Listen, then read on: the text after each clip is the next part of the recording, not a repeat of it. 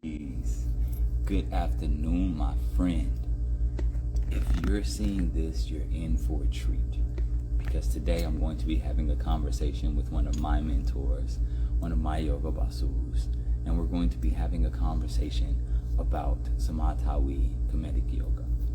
And I'm super excited for this conversation because it's happening because, well, we get into all of that in a minute, but you're in for a treat for today's conversation. I'm super excited to be having this live and interviewing one of my direct mentors, someone that's been instrumental in my journey and becoming the man that I am, and especially in my spiritual journey, dealing with the yoga, the movement, and reconnecting with my body and divinity. So we're just waiting for him to live in.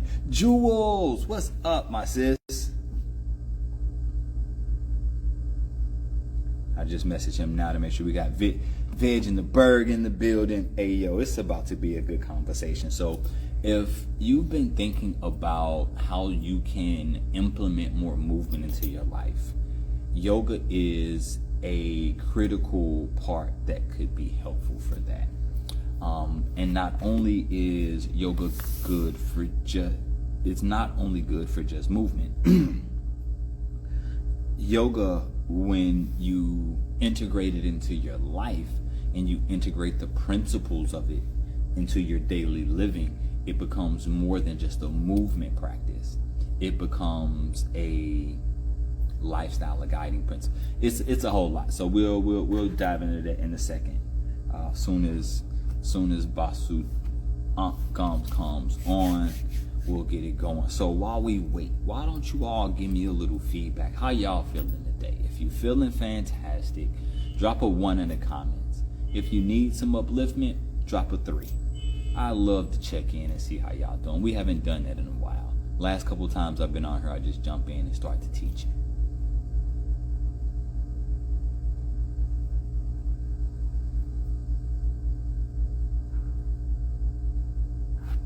Probably should have double checked with him to make sure he knew how to do it.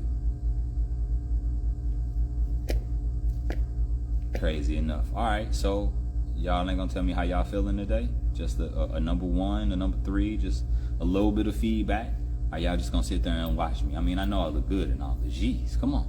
There's a conversation. All right, somebody let me know. Appreciate you for being transparent, sending you love and light to help you uplift that day of yours since you're not feeling your best. Who else? How you feeling? Because today I'd say I would put a 1 in the comments if it was me. I'm having a very good day. Fantastic day, as a matter of fact. It's gonna be even better once we can get Ankh on here and we can get this conversation going. So tell me, what's been going on? What's been some of the biggest challenges you got going on?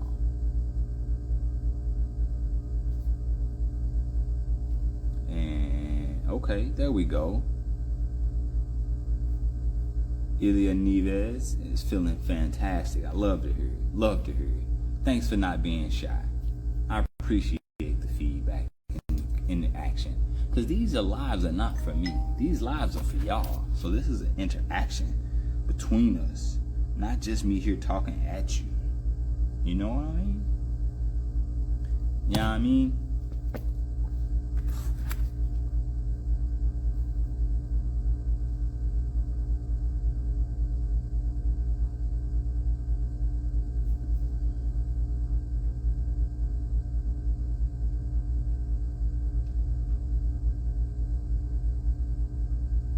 Okay, I think he may have thought that we were doing this on our Google Meet. So, I guess what we could do is I have the conversation with him and turn this around to see the computer screen. So let me call him and see what's happening.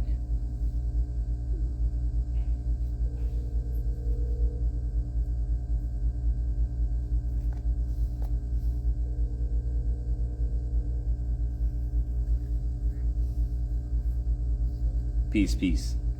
I was on the live waiting for you. Yeah, so you'll log into Instagram, and you'll probably, once you'll see on your home screen, you'll see that I'm live, and you'll click to it. Perfect. Boom. All right, now I will ask him to join.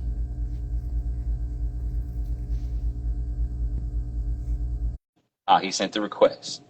Now we cooking. Now let's see. Boom, bap, da, boom. What's happening? Good job. Now we cooking with great seed oil. That's what's up. That's how we do. Uncle For Justin. sure, for sure. Life, health, and vitality. Peace, peace. So now that we've got the entire crew here, let's start this thing all over again. I am your favorite health coach, Coach Robert Moore, and today I've got an amazing conversation for you because I am going to be having an interviewing one of my mentors and basus, Netta Ankh, one of the originators of the Smai Tawi yoga movement here in South Florida, and we've got a nice conversation and a beautiful surprise for you. So let's get tuned in. Everybody, let's get it. I love it. So appreciate you taking the time out and having this conversation. Yeah, absolutely. It's an honor to be with you. I appreciate your work and what you're doing to uplift the community in terms of transforming people's health. We want to move to a better, healthier, plant-based lifestyle. That's pretty significant work right now. The world is getting sicker than ever, and so we need pillars like yourself on the front lines. Give thanks. And so that actually brings us to why we're having this conversation. Because in order for me to continue that mission and continue to help people, we had the conversation about me adding some additional tools to my toolbox, and one of those being the yoga practice. Because I do it myself, but there's a difference in going through the practice for yourself, but then getting a deeper understanding of it to be able to impart it to other people. And so I'm actually going to be going through the yoga certification program that he provides so that I can add those to it. And so that kind of leads us into the conversation. So let's start off here. How did you personally get connected, or how did your personal journey, I should say, lead you into Smai Tawi Kemetic Yoga? Yeah, so it's a very interesting story. I guess like all people in of a certain age, especially let's use the term young, for my indigenous folk, black men in the world. We get to a point where we start to figure out everything ain't peaches and cream or roses. That there's some things going on in the world that seem to be pointed directly at us in many ways that just don't make sense, really. We watch as our brothers and sisters are shot down and killed. We watch as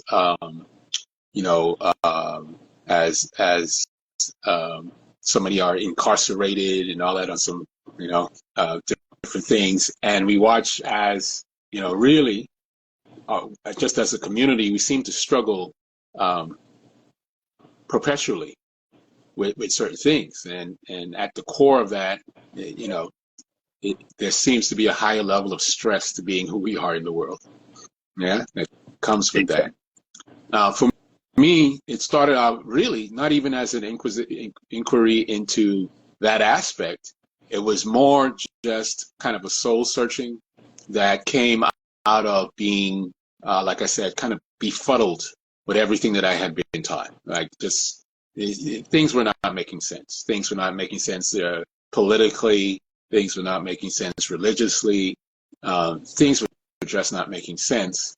And so, luckily, I had met a guy right around the time I went to college, who was a very, very interesting personality. He was a reggae musician, jazz musician. So he played saxophone in the reggae context and then in the jazz context. He's from Jamaica. Um, and what was interesting about him for me, his name was Cedric Brooks, by the way. He's now an ancestor. And he was very interesting to me because he had a very strong grasp of history, what came before. And I hadn't run into too many people like that who really could go back. I'm talking hundreds and thousands of years and give you details, not just like a theoretical framework, Right. we was over here, we was over there, but actually give you events, give you personalities, give you all those kinds of things. And so I became infatuated really with history, not so much even for the details of history, but understanding that where I am today is a result of what has gotten me here. And I know life didn't start when I got here, Right. It was going on before I got here. I just showed up at a certain point. But where I showed up is a result of some things that happened, right? I didn't just happen to be born where I was born and all that. And so having a sense of history can kind of put things in context for you in a better way. So that was my real interest, to be honest. And then one day, and let me preface some of this by saying I was more on the side of militancy in my orientation originally. You could use the term "angry black man" kind of vibe. If you guys know people like that, I guess that's what they mean by the term like hoteppers and stuff like that. They mean people who are a little bit. The image that comes to mind, because I think we had a similar journey in that, is in the movie Bamboozled, where it was the show blackity blackity black blackity black black black black and just angry.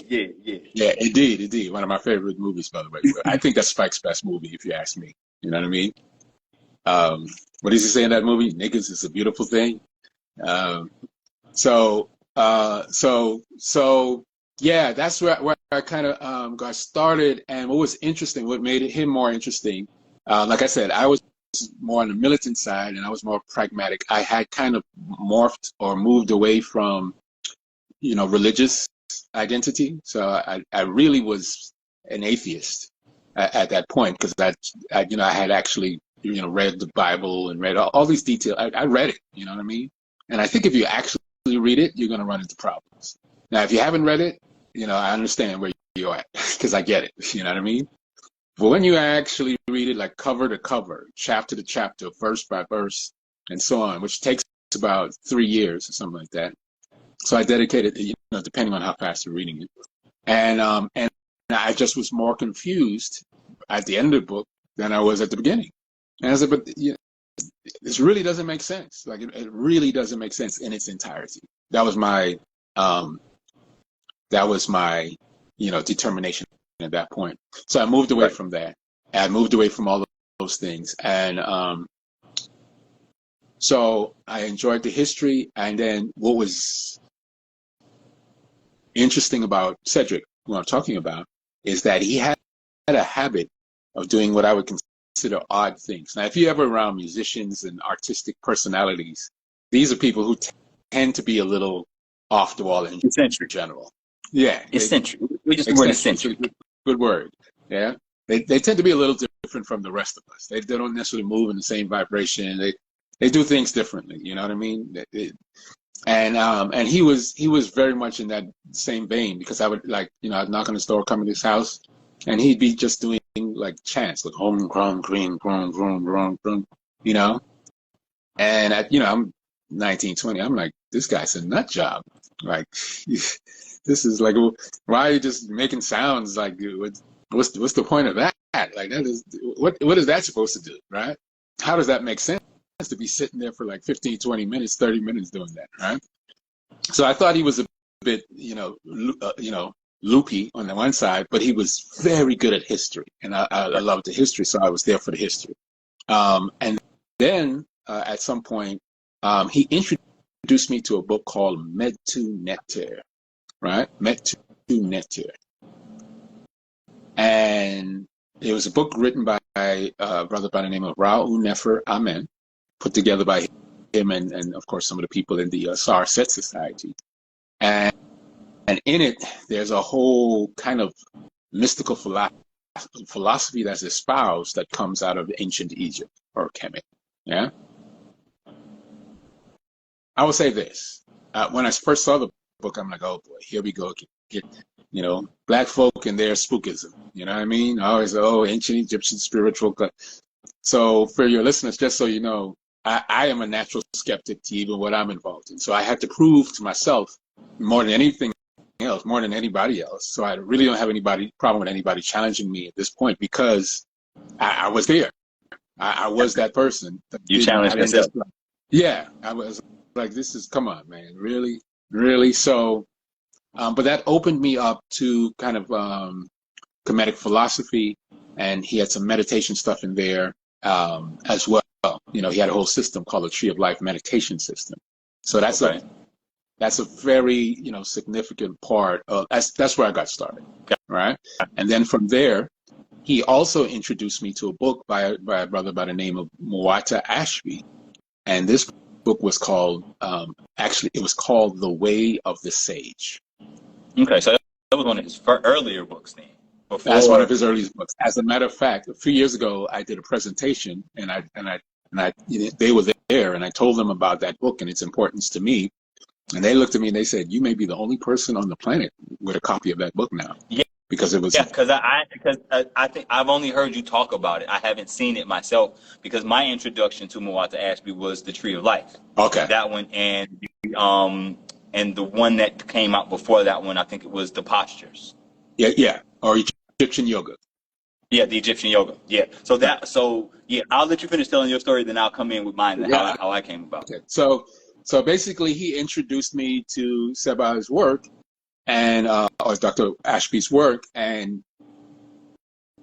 I have to admit, something about it resonated in a level, in a way that I had never experienced before. Like there's a time, both books, Meadow Nectar and the book, there's like parts of the book where I feel like I'm reading the inside of my own mind, like things I could not articulate that I felt deep within somehow, but I didn't have a place for it because I didn't have a reference point or a way to articulate these things. Right. It's like they were articulating these ideas and these concepts and these philosophies, and more importantly, they were saying that this is a part of our ancient indigenous practice, which is like, whoa, you know what I mean? So just the fact that it was a historical reset, which is really important to where we need to go, even with things like yoga, because sometimes people separate it. Right. But the correction of the past is a part of healing. Yeah. In the Akan tradition, they have a concept that they call Sankofa, right? Which a friend of mine from Ghana says it's not Sankofa, it's actually Sankofa, right? Which the intonation matters, because when you say that in the Twi language, what you're saying is Sa is stop, Kofa is go back and get it, right? So, and what it means is, in your attempt to move forward in life, sometimes you need to stop where you are, go back and fetch what you've left behind, and that becomes the tool chest that you're using to build a new tomorrow, to build a better future. Wow, a bunch of full circle stuff. Because you're dropping so many gems within this short amount that it could easily be overlooked. Because even just that concept itself, oftentimes we're so in a rush to move forward that we haven't taken the time to integrate the lessons from the experiences that we've gone through. And so we find ourselves going through the same experiences over and over again, asking ourselves why. Yeah. So because history doesn't change, it repeats itself, right? So if you don't learn the lesson, expect to see it again. So everybody who's rushing away, and so what happens sometimes in the human condition now is we experience lessons. The best lessons typically come through pain. Not because we need pain per se, but when you are below a certain level of awareness, the best way for the universe to get your attention is to pour in a little sauce on there, put a little spice just like anything else, spice it up a little bit, and then you're like, ooh, what's that? Oh, there's something in there, right? And so this is what is happening with a lot of our experiences, right? There's a little bit of pain in there But that is only to bring us to that level of awareness to the lesson that we need to learn. Now, part of the reason why so much of us have pent up pain and trauma encoded and stored in our bodies, which is part of the yoga, what we're doing with the yoga, it is because we refuse to let it go. And the reason why you're refusing to let it go is because you're really refusing to learn the lesson. That's deep. I was going to say something different because oftentimes we become associated with our pains or the things that have been our trials, and so we've built our identity through that, and so that's part of the reason it's hard for people to let go. So I appreciate you giving such an in-depth view of your journey to Kemetic yoga. Mine's, on the other hand, was similar but different. So I went through that neophyte, militant black man phase, as well as I was coming of age, because when I graduated high school is when I cited and is when I found Rastafari, and the first book that I read was From Niggas to God by Aikido. Great and one. that was eye-opening for me. For sure. And the person who helped me understand why I was starting my locks, because I started my locks out of fashion originally. Because I saw the Montel Jordan video where he had the little twist going to the back, and I had stopped cutting my hair after high school. So I was like, I got to do something with it because it was too short for braids. I was like, oh, I like that. That's still nice and clean, because I was a pretty boy. I was like, yeah, I can still rock that. Sure. And my uncle at the time had already been Ross for at least maybe 10 years. And he was one of the people that I went and sat down to, who played chess, who taught me how to play chess big good and think deeper. And he was like, what you doing it for? You doing it for fashion, or you doing it for real? Indeed. And I was like, I don't know. So I dug a little bit more. But I bring that experience in because he's the person who actually introduced me into Egyptian yoga through Muatta Ash, because he had the book there. And so we're talking about when I was 18, 19 is when I was actually introduced to it, but I never actually practiced it because I didn't buy the book myself. So I never actually practiced it until I moved down here to South Florida. And even then, it was one of those things I was like, oh, I always wanted to do, but never had an opportunity to. So my ex-wife goes to a Kwanzaa event. At the Kwanzaa event, she meets Torch. Yes. Mm-hmm. And Torch is at the time teaching free yoga on Saturday mornings down on Commercial, down on the beach. Mm-hmm. So she's like, yeah, this Saturday, we're going to go do yoga. You coming with me? I'm doing what on a Saturday morning? Because at this time, I was working. I'm doing what? The only day that I get to sleep in, I'm doing whatever. Since it is something I've been wanting to do, let me get up and do it. Right. So there was always a little reluctance originally. But after getting into it and the explanation and the connection with the movements to the principles, it had me hooked, especially after it showed me how inflexible I was. Mm. And that rigidity wasn't just in my body, it was in my thinking. Indeed. Which was why I was like, what am I doing on a Saturday morning? Even though it was something I had wanted to do for over 20 years. Indeed. Absolutely. So that's my journey into it. And since then, it's been an awakening. Yeah. And it's brought some beautiful people into my life. And so much so that I am honored to be interviewing and going to get the opportunity to study under the person that taught me originally. Yeah. Indeed. His teacher. So I think I said that correctly. So let's tie it back in. Why do you think that this practice is so needed now? So I really didn't even finish my story. So I'll answer both questions. I'll finish my journey, which will, I think, tie into your question about why is it so critical now? Because I think we're kind of headed in that direction. I think people could sense that. So after I read that book, The Way of the Sage and all that, my Jegna is the word I'd like to use there. You say mentor, right? Cedric, what he did was he said to me, this guy is right here in South Florida. And as a matter of fact, he's just started up some classes. So literally, I become one of his first students for the system. In 1996, he started up a class. So I was kind of in the right place at the right time. Now, I'll tell you what was funny about it. I didn't really get into it for the movements. Being from the island, men doing yoga was, let's just say that wasn't looked upon. It wasn't. Yeah, If you want to be seen as no, you can be as frank as you want. Most of my audience is Black and Caribbean; they know the experience. right, You was looked at from with a side eye, like what you doing over there. right. Was the yeah. So the idea, the notion of a man kind of twisting his body and all that kind of stuff, you know, by choice was kind of weird, to say the least. It's like Right. you want to do that. So I came in with the same preconceived notions coming to that rigidity that you talked about.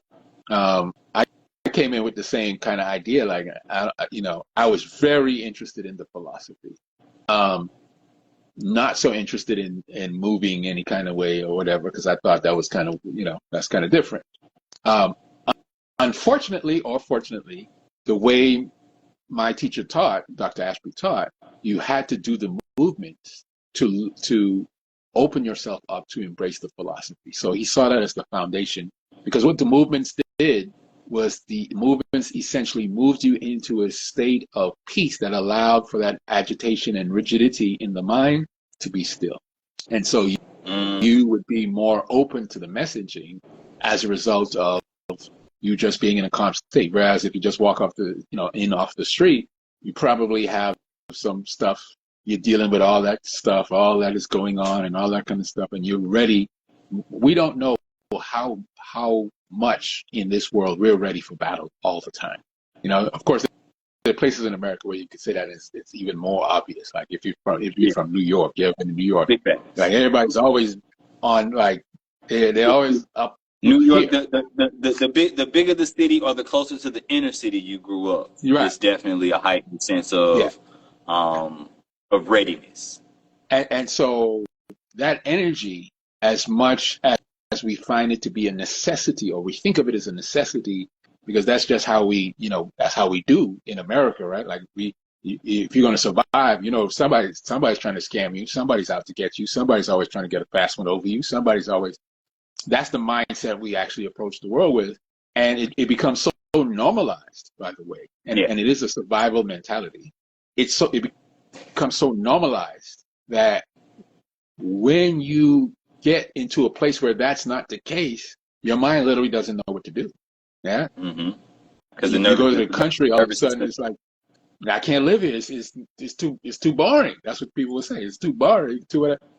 All right. So getting to a place of relaxation and peace for some people is uncomfortable, simply because they're so wired to the survival mode so often that that becomes the normal thing for them. Now, the challenge of that is what that is doing to you physiologically, at least, psychologically, and psycho-emotionally at worst, is horrendous, right? And when your body's constantly in that mode, and when your mind is constantly in that mode, the bottom line is you're not able to operate very efficiently. Yeah. It's kind of like what happens when soldiers go to war and then they come back into civilization, regular. They always have problems. You're like, wait a second, if nobody's shooting at you, why do you have a problem? Why are you having struggles? Like, you would think that now that you're back in a place where nobody's trying to bomb you, you'd be like, I got this. This is easy, right? But it actually is, if the mind has been so wired into that mindset so much, when you get into that environment, it can be disruptive, because all you're used to is the war set, the war mindset. Yeah. Because at that point, it's not just your mind; it's built into your nervous system, and so that's where the movement, comes in. And so the issue here, and to your point about why is it so important today, is that we are more, whether we realize it or not, in that war mindset very often. And of course, there's a level at which we are at war in general. Both those factors coming in, that we need at this point a secret weapon that allows us to operate from our most efficient self, our best self. And that's when we are in tune, body, mind, and spirit, right? So, sometimes you have somebody who's physically fit, the body is great, but their mind is terrible. They always in negative, right? Right. So we want balance. We want that balance of our body, mind, and spirit. And then we want that, and for our community in particular, we want that to be lined up with an understanding of ourself that surpasses the projection of who we are in the culture, i.e., Wow. slaves, right? Wow. So we have to shift our own identity to a new, more liberated identity, and then we have to give ourselves the functional tools to operate within that identity. And that functional tool, in this context, becomes Smai Tawi, ancient Egyptian yoga. Okay. So there's a lot to unpack in that, because that's a lot in that small sentence. But I'll go back to the being in constant flight or flight, the constant stress, the constant ready mode. And because I just recorded a video earlier today that I need to edit for my reels later, talking about just that, of how when your body is in survival mode, your metabolism doesn't know what to do. Indeed. Because your nervous system is ready to fight. So it's ready to store energy. It's not burned. Everything is thrown off. Indeed. And so that's just happening at the metabolic level. Sure. Imagine what's happening at the mental level, and as you said, the spiritual level. So all of these different things, all these different attacks. So this one practice could help you realign so much, and with stress being one of because de-stressing your life, detox is one of my key pillars of health, because you can eat right, you can drink all the water, you can exercise all you want to, but if you haven't dealt with the stress, you're still going to be overweight, you're still going to have high blood pressure, and you're still going to have insulin resistance. Absolutely. In many ways, within the context of this conversation, the real enemy is stress. Absolutely. And if we don't give ourselves adequate tools, whatever that is, to actually be able to not just deal with stress and manage stress, but to master, right? Yeah. Right. That part. Eliminate and master. I love that talk. So I'm going to use that from now on. Yeah, because what happens in the yogic context is that we are actually able to turn stress into a positive, right? Because we're transmuting it. Yeah. No, I didn't want to cut your wisdom. I want to keep you there. But I think that the next question that I was about to ask is going to help expand on that. So for those who are new to Smai Tawi, ancient Egyptian yoga, how is it different from Hatha yoga or hot yoga or the yogas that they are used to? Okay. So one of the most powerful things you could do in understanding anything is to go back to its source, to return to the source of the thing. So sometimes when things are created, it's kind of like that game we used to play where we talk something to somebody, and then you'd say, you'd start off, you'd say, the cat in the hat is the message changed. So by the time you get to the last by the time you get there, it's not even about a cat. It's about a lion in a house with it's like, right? So in many ways, that has been the evolution / devolution of yoga. Yeah. Okay. Yeah? And there's a specific thing that happens in the West where almost everything that comes into the Western paradigm gets despiritualized. Yeah. Yeah. As more often the more commercial it becomes, the more it loses of its spiritual essence. Because and there's a reason for that shifting, right? Because there's kind of a tug between spirituality and commercial that we should always maintain our awareness as we move in a paradigm. We could have another conversation another day about how the monetary system is actually designed to keep us from our spiritual self. But that's the whole.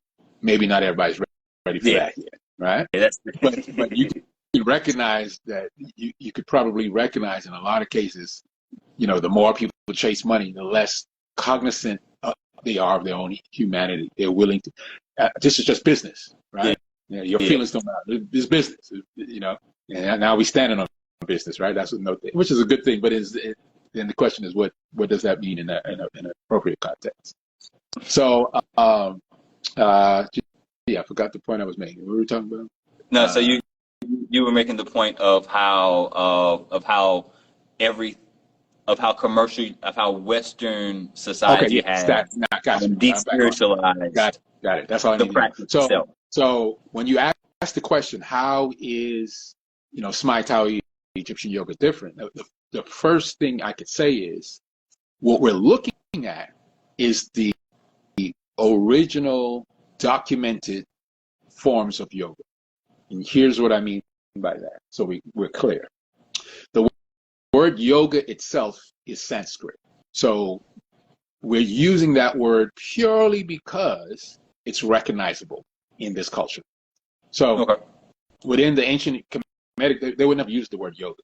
But everything that was done in the original system of yoga in India was already existing in Kemet for thousands of years before, and we can document those practices. So we can document meditation systems, particularly the Glorious Light meditation system, the oldest documented meditation system, on the wall of the tomb of Seti I. We see it there. It's in a complete context that is completely aligned with any meditation process anywhere else, except it's about 3,000 years before we know it in India. Right. Okay. So we're dealing with something that's older. We're dealing with something that's better documented. So sometimes people challenge me, well, India, blah, blah, blah. It's okay. Documentation beats argumentation, right?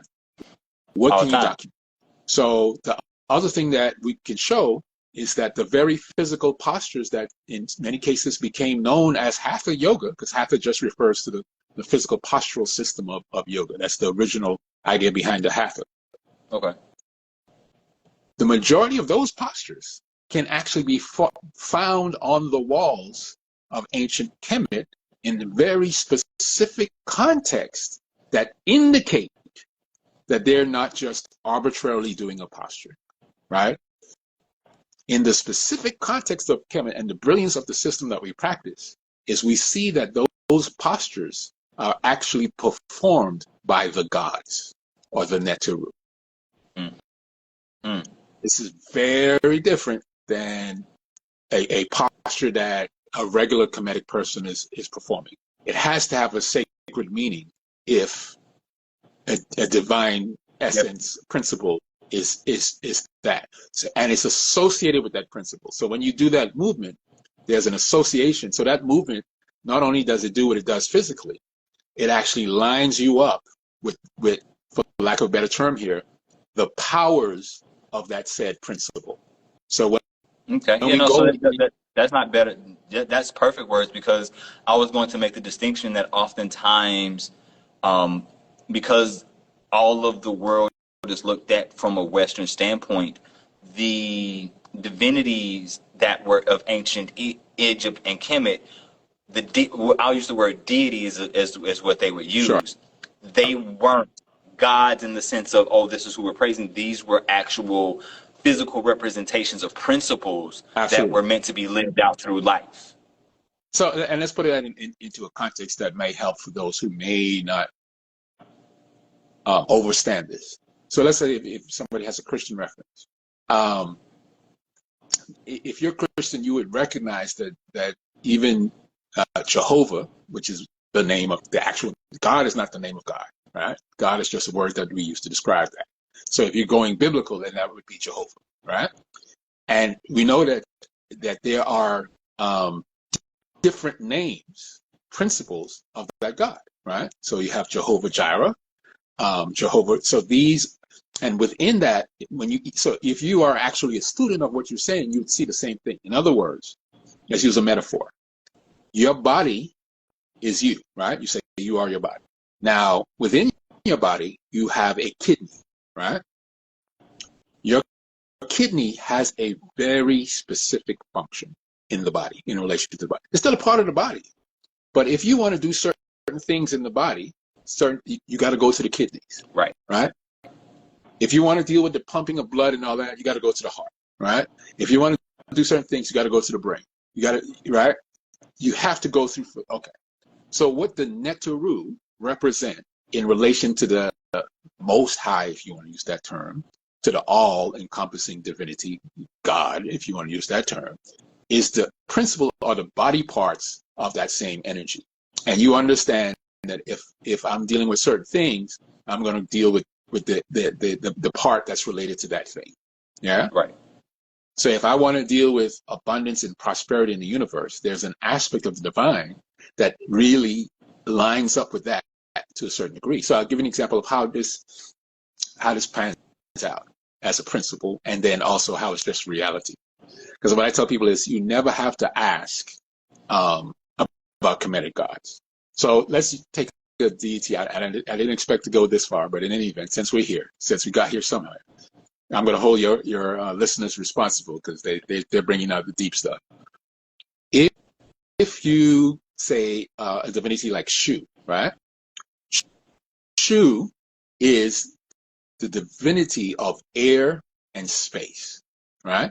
Expansion. So all you're talking about when you say Shu is air and space. Now, can you see that there's space between you and I? Yeah. Okay, that's Shu, right? Now that's still a part of the all being, right? Right. But now you're identifying a particular principle within that.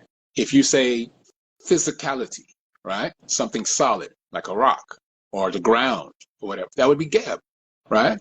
Mm-hmm. What the ancients recognize is that the divine is in all things. Right. And so they would acknowledge that aspect of the divine in that thing. And that became the principality, that the principle that we then recognized and acknowledged. So that's what we're talking about. So you have to be very clear that that's all we're talking about. So we don't get too too carried away with this, because then some people, oh, you talk about, it's like, no, we're still talking about the same life. It's still everything that we're talking about in the Kemetic context, we can show you it in life. Right. And that's one of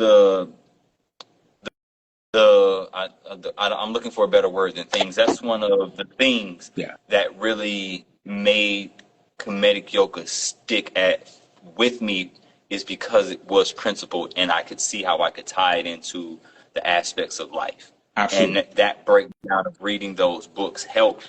And with that, because even one of the things that that Torch made sure to accentuate, because all my words are not there, to make a real big note of, was coordinating your breath with the movement. Indeed. Which leads me into my next question. I recognized that I was so disconnected from my breathing through that process. Indeed. And for me, now breathing is how I can reconnect, even when I'm spiraling. So my audience knows I've been very transparent with it. I've battled with depression most of my adult life. And I go through depressive spirals pretty quickly and deeply. And absolutely. And breathing, specifically breathing with movement, has been of the ways for me to stop that spiral and re-anchor myself. Indeed. And so dive a little bit more into how the breath work and reconnecting with the body as a way to disconnect from the stress. Actually, let me reword that. I know for me, reconnecting with my body and breath was the first step for breaking the cycles of stress and disconnection. What was one of your first healing breakthroughs after going through and implementing the principles and the practice into your life? So a couple of things I will say. That one, when we talk about the breath, going back to that aspect, your breath is the connection to life. Yeah. In other words, the one thing we know is if you shut off your breathing right now, it don't matter what the rest is doing. It's a wrap. Right? You can go without water. You can go without food because you can go 14 plus days without food. You can 40 days. go 40 days without food. Yeah. Some odd days without water. Yeah. You can go 4 about minutes. 4 minutes Yeah, without air. before it's over, it's a wrap. Yeah, and some of y'all are not gonna make it to 4 minutes. Some of y'all, you know it, 35 seconds, I'm saying and good you have to count. seconds and it's over with. It's a wrap, right? Now think about that, because you started off by saying that you were disconnected from the breath. Can you imagine that? Given what we just said, 40 days, 4 minutes, this is really important, because again, life is kind of simple in the right context.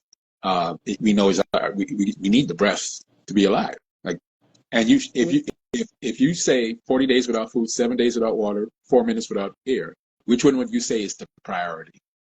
Air, for sure. For sure, right? And absolutely. And yet, when we talk about healing, that's not necessarily at the point. You mentioned depression, right? What is depression? Depression is just constriction, meaning the lungs are depressed, right? That all that is posture, all that is breath flow. That's all depression is, by the way. So you're right. When you start to deal with opening movements, you're not going to feel depressed anymore. Well, you feel depressed. Yeah. Yeah. And so I believe that it's real easy for people to get disconnected from their breath. It's because it's done automatically. It's not a conscious thing we have to do.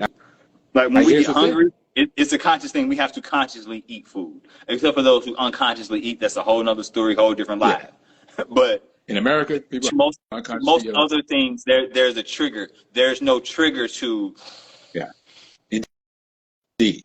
So here's what's interesting, because there's an aspect of the self that runs on divinity, meaning you're not in charge of what's happening. So most of us, we don't know the hell happening with our heart right now. Right. But if you're alive, it's beating. I promise you. Yeah. You don't know what's going on with the blood flow. You don't know what's going on with it. You don't know, right? So we have a conscious mind, but then we have a super conscious aspect of ourselves. This is where the divinity conversation comes in, by the way. Recognizing now what we don't realize is that there's a battle that's happening between that super conscious side, that part of you that would run effectively and efficiently normally. In other words, it's normal for you to breathe correctly. If you're not breathing correctly, that has something to do with life. It has something to do with the context that you find yourself in. It has something to do with the stress that you find yourself in.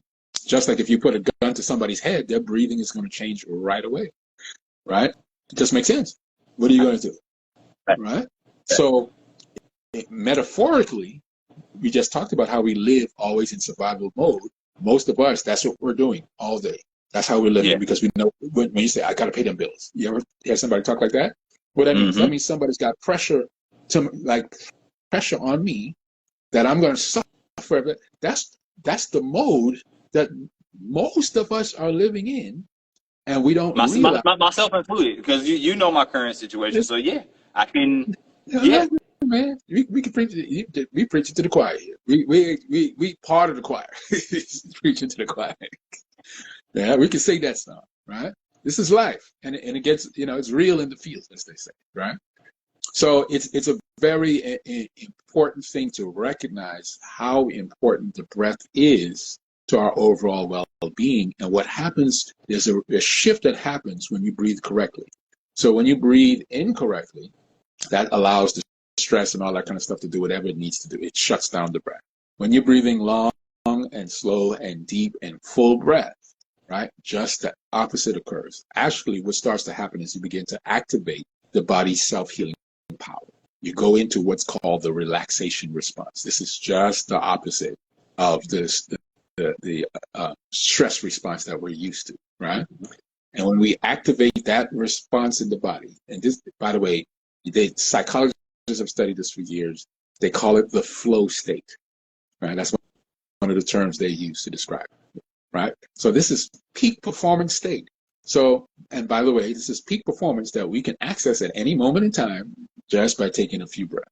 Most of us, within 5 minutes, we can enter that state. In that state, you'll know, because you'll be completely calm. Whatever's going on, by the way. So there's a way even in stressful situations, which is what we train. This is what we're training ourselves to do in the yoga process. So in the same way as if you're a martial artist and you do katas and you're training that way so that when the battle does come, you do that automatically. You don't have to think.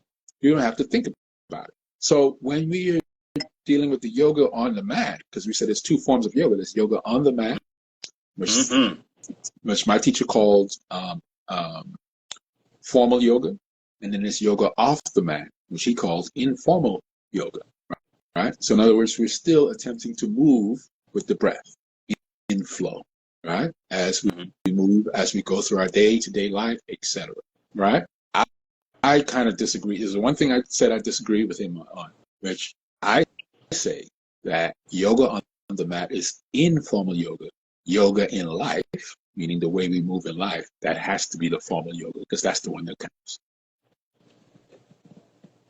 Interesting take, and I would lend to agree with you on that because it's real easy to do yoga on the mat. You got the mat, you got the setting, you pick the right clothes, Indeed. you pick the right music. You got the music. You probably took the time you got the incense burning. all that. I was gonna say the incense, the Palo Santo. Exactly. You set the mood. It's real easy to get zen when Absolutely. kids ain't running around, bosses ain't screaming, the phone ain't ringing, traffic ain't doing traffic things. Exactly. So our goal is to use that opportunity in that moment to create that space, to learn how to operate that way, whether we're in that space or not. Because that's where it's going to really pay off for you. You are in the stressful situation. And then, even in the stressful situation, you can operate like you're operating in peak state. That's the goal. Dope. So just to do a little halftime break here. So for those that are tuning in, still listening, we're having this conversation because my mentor is having a yoga certification class that's starting in August. July 27th. Close. See, Close enough. I ain't good with that. That's why I leave the specifics up to him. So it's starting July 27th. So this live is an opportunity to give you an peek into it to see if it's something that you'd be interested in, because that is the cohort that I'll be going through. So if you want to go through this yoga certification with me, you have that opportunity, and we're going to have a super great opportunity for you to take advantage of to do that. So if you want more details on the certification process and what that's going to look like, drop the word CERT in the chat right now. We'll shoot you out the link so you can join the workshop where he's going to go deeper into it and all of that good stuff. Yeah. And so just to add to that, if I can, before you ask the question, so for the group to know, I will be doing a free intro to certification workshop. So in that workshop, before you even make a commitment, because this is a journey and this is a path, right? So we're not necessarily trying to get everybody to do this and that kind of thing. We know it's the right path for some people. So we want to give you a chance to check out for yourself and see if it's the right path for you. So we'll be doing that workshop on June 19th, Thursday, June 19th at 8. If you drop that CERT in there, we'll give you the information on how to get on that webinar. And on that webinar, again, we'll give you all the details from pricing to, how long the course is, all those kinds of things. And then we'll give you a bit more depth into the Kemetic, the Kemetic process and the Kemetic. How does all this tie into the ancient Egyptian philosophy and practice and way of life? Right? Giving you the entire system. Indeed. And so because a lot of the folks in my audience, they're dealing with chronic illnesses like high blood pressure, diabetes, and inflammation. Yeah. How does this practice support healing from the inside out? Right. So, the first thing is most of everything that's happening to you in terms of disease is happening in the body. And part of what we're doing is we're training the body how to operate more efficiently, right? So that means we're opening up blockages. So there's a module in the course where I talk about how to heal with yoga. where we look at very specific postures and how they can, I don't want to say heal, but they can at least aid the healing of very particular ailments. So almost every ailment that you can imagine, you will get a benefit from doing certain yoga postures. The way that our system is crafted, it's a holistic system. So the 26 postures that we'll be doing every day is like a complete, I don't use the word workout, but it's a complete activating of the body and all the components of the body. So it's almost like a panacea, or almost like some kind of a way for you to stave off any type of problems that you would have just by doing the yoga. So one of the things that I learned, I taught yoga on the beaches of Florida for 7 years, right? Hollywood. And one of the things I noticed, particularly in that time, and by the way, if those who are in South Florida, that's already there, that's a way they can also tap in. One of the things I noticed in that period of time is I never got sick. It was like I said, the combination of the yoga and then the elements, sunshine, those of you who have access to beaches and stuff like that, you really have no excuse. Yeah. But the combination, in that time, and the people who came out regularly and that kind of thing, very rarely did they have, or if something came, it was like for one day and it's gone. Just something pops up and, you do a couple of things and boom, it's gone. The value of being healthier so much more often, it's difficult to put in a concept on how valuable that is. Like, you don't realize how important that is until you don't have it. So the person who is not able to do things, or is not able, that's where they notice, oh man, I should have been doing my yoga, right? So it's an investment in time, but more importantly, what it does for the average person is it's one of the best things you can do to give yourself perennial health. It's definitely, I like to say, it's the foundation of a holistic lifestyle. When the yoga is, your body is in a better place, your mind is in a better place, your spirit is in a better place all the time. And if you're the kind of person that needs to work on certain things in terms of your body ailments, it's definitely going to help right away. If you're the kind of person that has, other types of things happen, like, emotionally you're imbalanced, you're always angry, or you're always sad, or whatever, those kinds of things, it's going to help. So it helps on so many levels that it just makes sense that it's something that most people should be doing every day. Gotcha. So to answer your question, Ms. Brown, yoga in South Florida is Sunday mornings at 8, or is it 7? I always forget, because I used to go at both times. It's 8 o'clock. It's 8 o'clock at 7 down in Dania Beach. That's correct. And I say Dania because it's just north of Hollywood, but it's Dania. It's over there in the name streets. I think it's Evans Street. It's Evans Street, just north of Sheridan in A1A. Boom, there you go. See, I be knowing something a little bit. So and what I've heard you say, to break it down a little bit more, because I know that's how my audience is talking about it, going through the movements by themselves are going to open up, one, your energy centers, but two, it's going to create movement for your lymph to move around, while also moving the stagnant blood, because some of the inversion postures where you're reversing the blood flow, sending it from your feet back to the rest of the body, now it's revitalizing that blood that may not get moved or circulated as good because you may have poor circulation. And then we talked about the breathing alone, to relaxing your nervous system and your parasympathetic nervous system. And by doing all of those things, now you're relaxing your metabolism, which is where a lot of the diseases that we just discussed begin, is in an inefficient metabolism. Sure. Because most people think their metabolism is just how they burn energy while they're working out or what food they ate. No, your metabolism is how your body converts food into energy, and it disperses that energy and nutrients to your cells. Indeed. Because it's not just what you eat, it's how your body actually, what you can absorb, which will take me down a whole other track.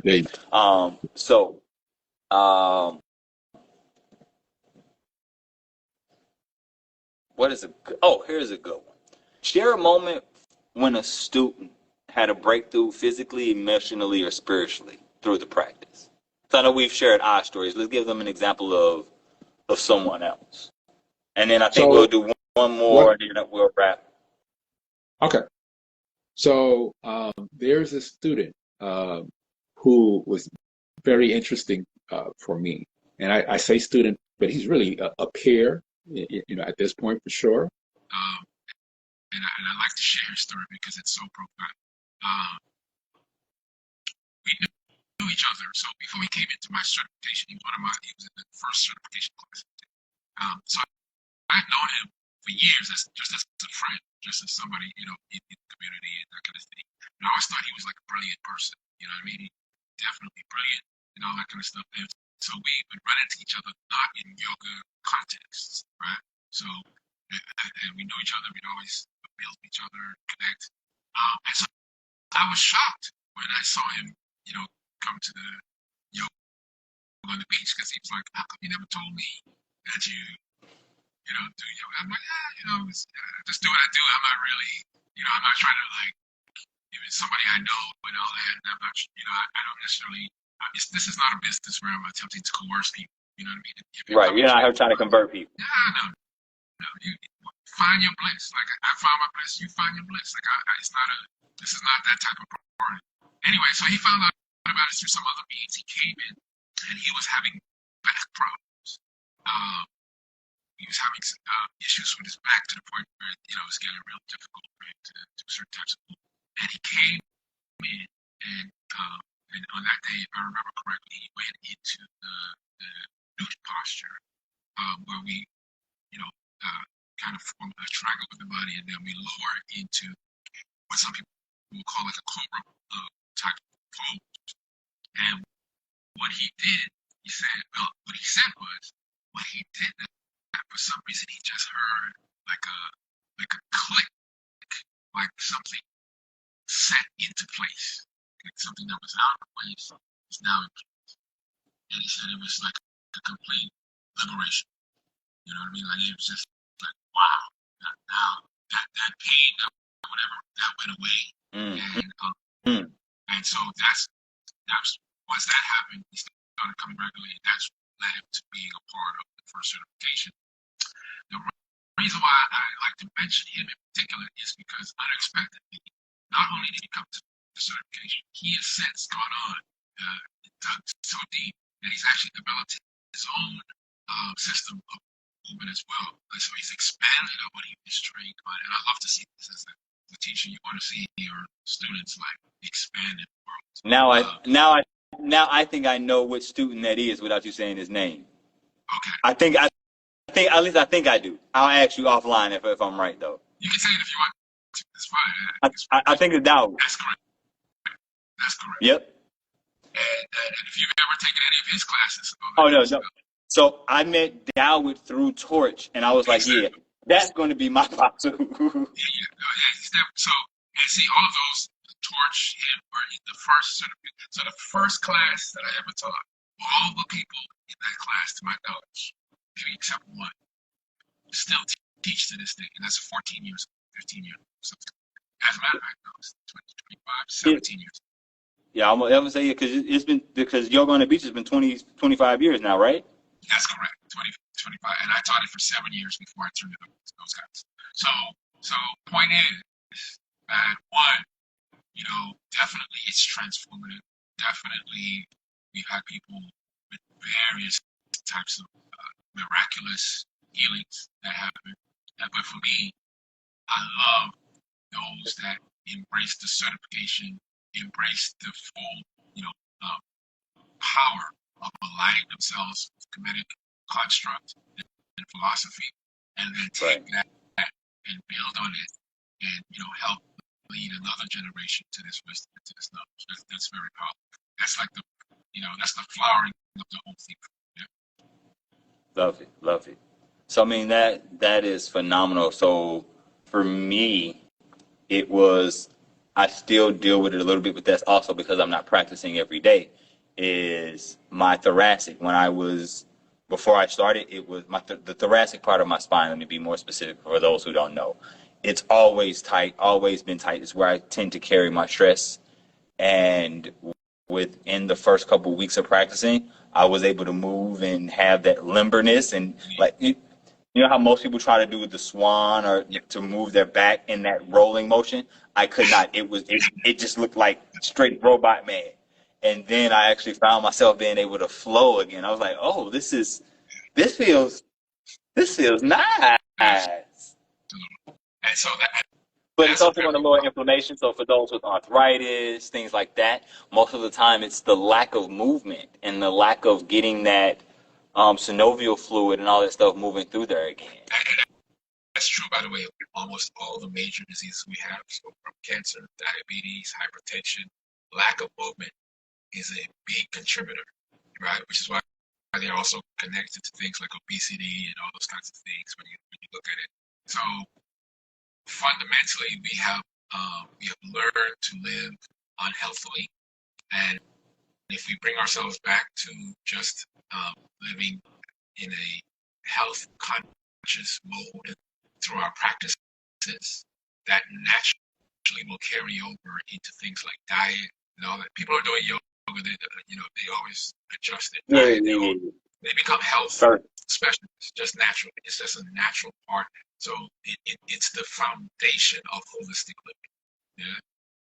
So it's a very critical thing, and when we do it in the context of Kemetic or Smai Tawi, which is the term Smai Tawi relates to the union of the higher and the lower self. That super conscious that we talk about.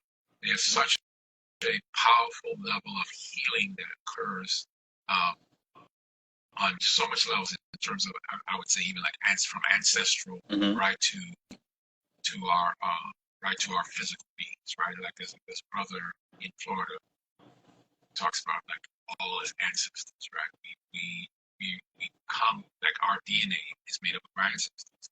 That's who we are. And so when we heal the past, we heal the present, and we create a better future for everyone. Absolutely. Because I like to always send folks off with something practical. We've done a lot of high level, we've done a lot of philosophy, we've given some practicality on how we implement it or what's helpful for us. But I want to give them something they can walk away today. So for anyone who feels disconnected, tired, or out of alignment, what's one move or breath that you would recommend that they try today? That's super simple, anybody could do. So there's something in the yoga world we call proper breathing. Simple, right? Proper breathing. And all that means is breathing from the diaphragm, expanding at the abdomen as we breathe in, and allowing. So, if we're going to practice that, let's say sitting down as a start, and you're going to sit it or leaning, we're going to make sure that the spine is erect. We want that spine to be upright, right? As if it's a pillar, right? That's holding it up. So we don't want that crouching tiger stuff, right? Not now. So we want that, and we want to bring our awareness to the breath. So we just want to become aware of what is happening as much as we can when we take a deep breath in and we take a deep breath out. And now within our conscious mind, we're going to focus on the abdomen.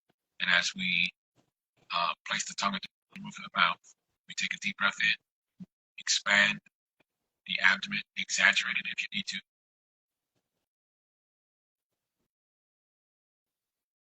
On the exhalation, you're going to breathe out, allow the abdomen to contract and sink into the spine. Nice and gentle. Deep breath in, expand at the abdomen.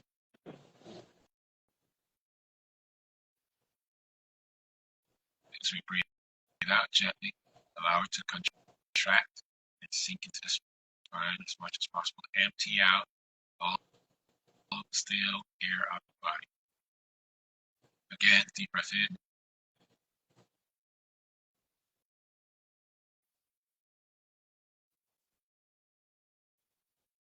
You're going to exhale, allow the abdomen to contract.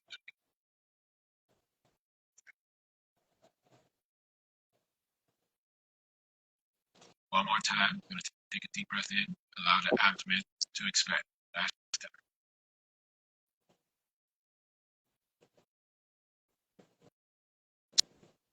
And as we breathe out, slowly, gently allow the abdomen to sink in towards the spine, pushing out.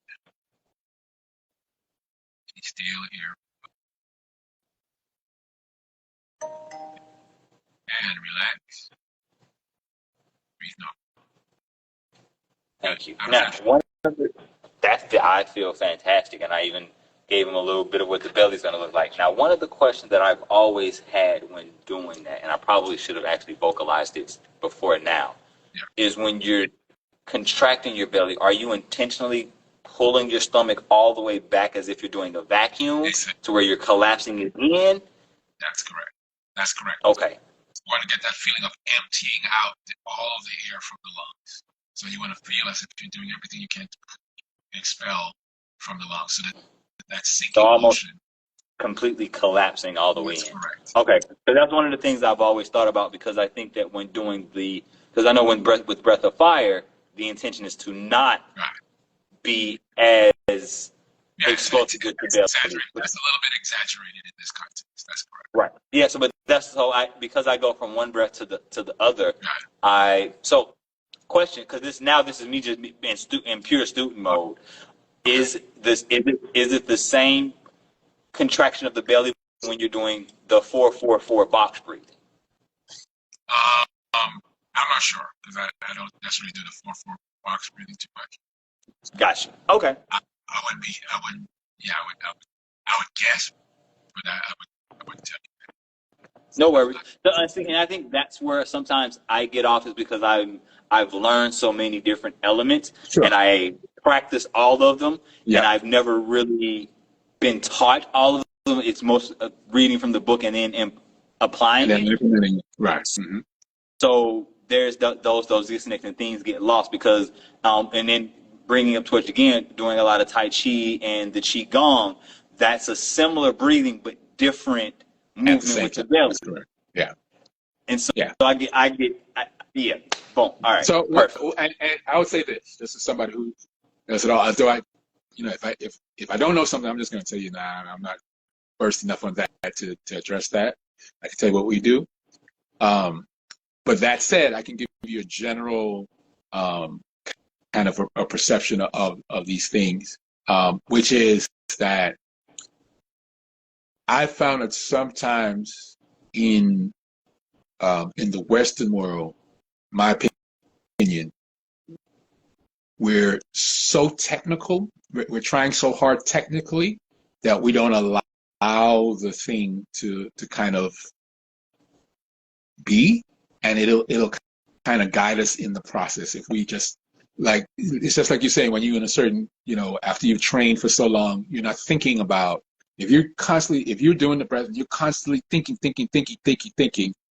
you're probably doing too much anyway at that point. So I just want to, say, like, you should be aware that when we do these things, we do them.